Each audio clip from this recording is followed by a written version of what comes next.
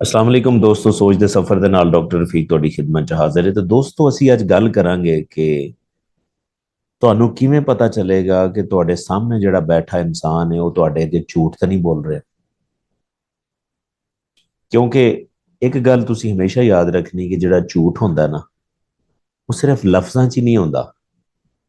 ਜਿਹੜੇ ਤੁਸੀਂ ਲਫ਼ਜ਼ ਬੋਲਦੇ ਜੇ, ਸਿਰਫ ਝੂਠ ਇਹਨਾਂ 'ਚ ਨਹੀਂ ਹੁੰਦਾ। ਝੂਠ ਜਿਹੜਾ ਤੁਹਾਡੀ ਇੱਕ ਉਹ ਹੋਰ ਜ਼ਬਾਨ ਵੀ ਹੁੰਦੀ ਜਿਹਨੂੰ ਅਸੀਂ ਜਿਸਮ ਦੀ ਜ਼ਬਾਨ ਕਹਿੰਦੇ ਹਾਂ, ਯਾਨੀ ਕਿ ਤੁਹਾਡੀ ਬਾਡੀ ਵੀ ਦੱਸ ਰਹੀ ਹੁੰਦੀ ਹੈ ਕਿ ਸੱਚ ਕੀ ਹੈ ਤੇ ਝੂਠ ਕੀ ਹੈ। ਲੇਕਿਨ ਇਹਨੂੰ ਸਿੱਖਣਾ ਔਰ ਜਾਣਨਾ ਇੰਤਹਾਈ ਜ਼ਰੂਰੀ। ਹੁਣ ਲਫ਼ਜ਼ਾਂ 'ਚ ਜਿਹੜਾ ਝੂਠ ਹੁੰਦਾ ਨਾ, ਉਹ ਤੁਹਾਨੂੰ ਧੋਖਾ ਦੇ ਸਕਦਾ, ਕਿਉਂਕਿ ਉਹ ਤੇ ਤੁਹਾਡੇ ਕੰਟਰੋਲ 'ਚ ਹੁੰਦਾ ਹੈ ਕਿ ਤੁਸੀਂ ਜੋ ਮਰਜ਼ੀ ਕਹਿ ਦਿਓ। ਲੇਕਿਨ ਇੱਕ ਗੱਲ ਯਾਦ ਰੱਖੋ, ਜਿਹੜੀ ਜਿਸਮ ਦੀ ਜ਼ਬਾਨ ਹੁੰਦੀ ਨਾ, ਉਹ ਝੂਠ ਨਹੀਂ ਬੋਲ ਸਕਦੀ। ਉਹ ਜਿਹੜਾ ਸੱਚ ਹੁੰਦਾ ਹੈ ਨਾ, ਉਹ ਜਿਸਮ ਤੇ ਆ ਹੀ ਜਾਂਦਾ ਹੈ।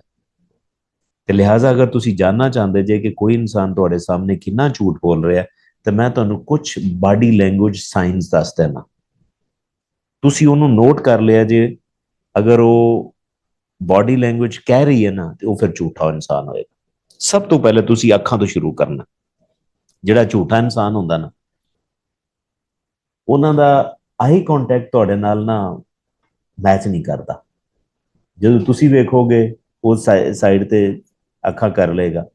ਜੇ ਤੁਸੀਂ ਨਹੀਂ ਦੇਖ ਰਹੇ ਹੋਗੇ, ਤੁਹਾਡੇ ਵੱਲੋਂ ਦੇਖ ਰਹੇ ਹੋਏਗਾ।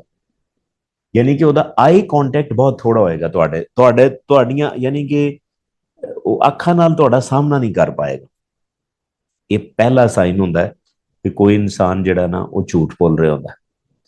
ਫਿਰ ਜਦੋਂ ਉਹ ਝੂਠ ਬੋਲਦਾ ਨਾ, ਉਹਦੇ ਚਿਹਰੇ ਦਾ ਜਿਹੜਾ ਬੇਸਿਕ ਕਲਰ ਹੁੰਦਾ ਨਾ, ਉਹਦੇ ਚ ਤਬਦੀਲੀ ਆਉਂਦੀ। ਯਾਨੀ ਹੋ ਸਕਦਾ ਰੈੱਡ ਹੋ ਜਾਏ, ਹੋ ਸਕਦਾ ਹੈ ਫੇਡ ਹੋ ਜਾਏ।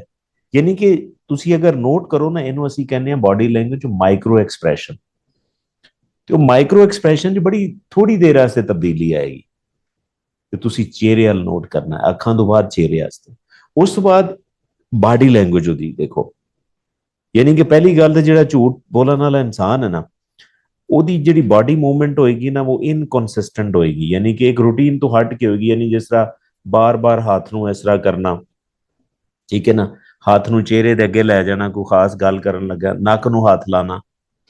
ਕਿਉਂਕਿ ਨੱਕ 'ਚ ਇਰੀਟੇਸ਼ਨ ਹੁੰਦੀ ਜੇ ਤੁਸੀਂ ਝੂਠ ਬੋਲ ਰਹੇ ਹੁੰਦੇ ਜੇ ਨਾ, ਤੁਹਾਨੂੰ ਸਟ੍ਰੈਸ ਦੀ ਵਜ੍ਹਾ ਤੋਂ ਨਾ ਇਹ ਏਰੀਆ ਬੜਾ ਸੈਂਸਿਟਿਵ ਹੁੰਦਾ, ਜਿਹਦੀ ਵਜ੍ਹਾ ਤੁਸੀਂ ਨੱਕ ਨੂੰ ਇਸ ਤਰ੍ਹਾਂ ਕਰਨਾ ਜਾਂ ਜ਼ਬਾਨ ਨੂੰ ਜ਼ਿਆਦਾ ਹੱਥ ਦਾ ਇਸਤੇਮਾਲ ਕਰਨਾ, ਹੱਥ ਅੱਗੇ ਕਰ ਲੈਣਾ। ਇਹ ਉਹ ਸਾਈਨਸ ਨੇ ਜਿਹੜੀਆਂ ਦੱਸ ਰਹੀ ਹੁੰਦੀਆਂ ਨੇ ਕਿ ਤੁਸੀਂ ਝੂਠ ਬੋਲ ਰਹੇ ਜੇ। ਇਸ ਤੋਂ ਇਲਾਵਾ ਤੁਹਾਡੀ ਜਿਹੜੀ ਬਾਡੀ ਲੈਂਗੁਏਜ ਉਹ ਬੜੀ ਕਲੋਜ਼ ਹੀ ਹੋਏਗੀ।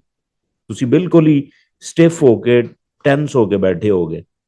ਕਿਉਂਕਿ ਜਿਹੜਾ ਸੱਚਾ ਇਨਸਾਨ ਹੁੰਦਾ ਨਾ, ਉਹ ਬੜਾ ਰਿਲੈਕਸ ਹੋ ਕੇ ਬੈਠਦਾ, ਔਰ ਉਹਦੀ ਜਿਹੜੀ ਬਾਡੀ ਲੈਂਗੁਏਜ ਹੁੰਦੀ ਹੈ, ਉਹ ਬੜੀ ਇੱਕ ਓਪਨ ਕਿਸਮ ਦੀ ਹੁੰਦੀ ਹੈ।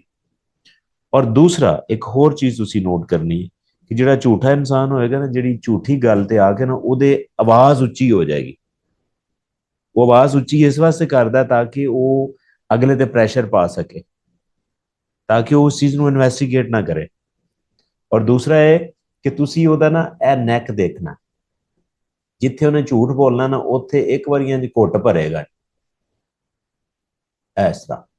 ਇਹਦਾ ਮਤਲਬ ਹੈ ਕਿ ਇਹ ਵੀ ਇੱਕ ਸਾਈਨ ਹੈ ਕਿ ਜਿਹੜੇ ਝੂਠੇ ਇਨਸਾਨ ਨੇ, ਉਹਨਾਂ ਕੋਲ ਇਹ ਕੰਟਰੋਲ ਨਹੀਂ ਹੁੰਦਾ।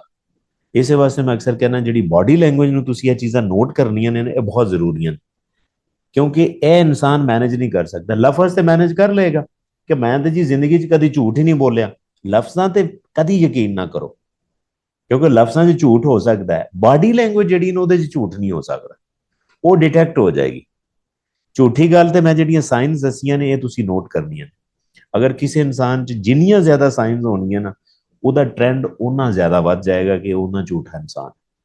ਹਾਂ, ਇਹਦੇ ਤੇ ਜ਼ਰੂਰ ਅਗਰ ਤੁਸੀਂ ਐਕਸਪਰਟਿਜ਼ ਲੈਣਾ ਚਾਹੁੰਦੇ ਜੇ, ਇਹਦੇ ਤੇ ਬਾਡੀ ਲੈਂਗੁਏਜ ਤੇ ਜ਼ਰੂਰ ਟ੍ਰੇਨਿੰਗ ਲਓ।